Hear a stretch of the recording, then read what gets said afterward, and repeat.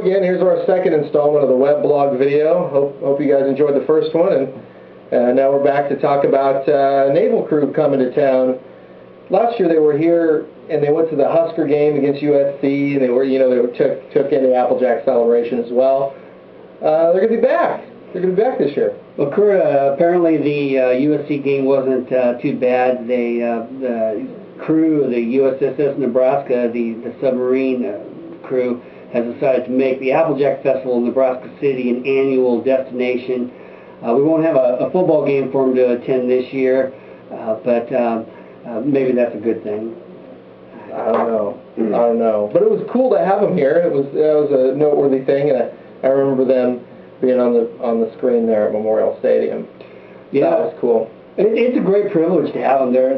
Last year there was a great bunch of guys. I had an opportunity to meet with them and talk to them. They're excited about Nebraska. They're excited about Nebraska football. In a submarine that's decorated in Husker red. They have the apparel. They're I'd say our best fan underwater. Cool, awesome. Well, we have another bit of football news, actual football news on the field this time.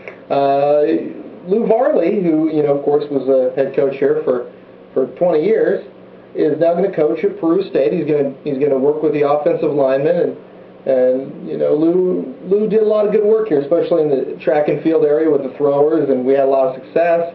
Well, that's good to see for Lou that he's down there. I know he mentioned it considerably before this to me, that he was thinking about helping out with the Peru State staff, and a good opportunity for Lou, I think.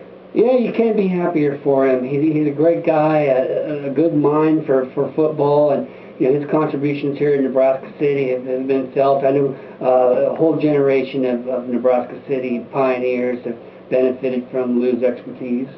Awesome. Now we'd like to benefit from your expertise in fantasy football. So everybody's getting their fantasy football leagues together, or should be getting your fantasy football leagues on track. And the big question this year is involving the running backs, right? I mean, do you take a running back deeper into the draft?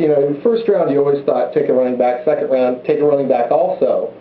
But this year, maybe because of the platooning of the backs in the NFL, and because wide receivers now might be equaling out in terms of statistical output, do you go wide receiver earlier in the draft than you would have before, Dan? What's your personal opinion? My experience last year was I had Joseph Adai. I had a pretty good stable of running back crews, which I thought I could just cruise through the league, the 10-man league, and then all of a sudden the emergence of these quarterbacks that were throwing 5 touchdowns a day, Tom Brady and Peyton Manning. Suddenly you look at the scoreboard and you go, I need something else. I can't hang with these guys. And that's when you look at those wide receivers, and that's really your opportunity, I think, to maybe pick somebody up on waivers or pick somebody up that hasn't been drafted. You look at the crews coming into Seattle.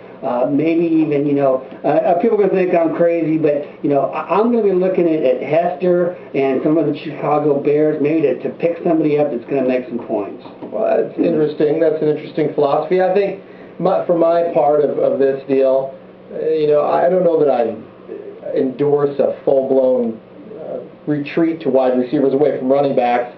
You got a lot of wide receivers in the mix that will surprise. So if you kind of keep your eye out for the next Greg Jennings or the next, there's a guy down in New Orleans, can't think of his name, 7th round draft pick, made some noise.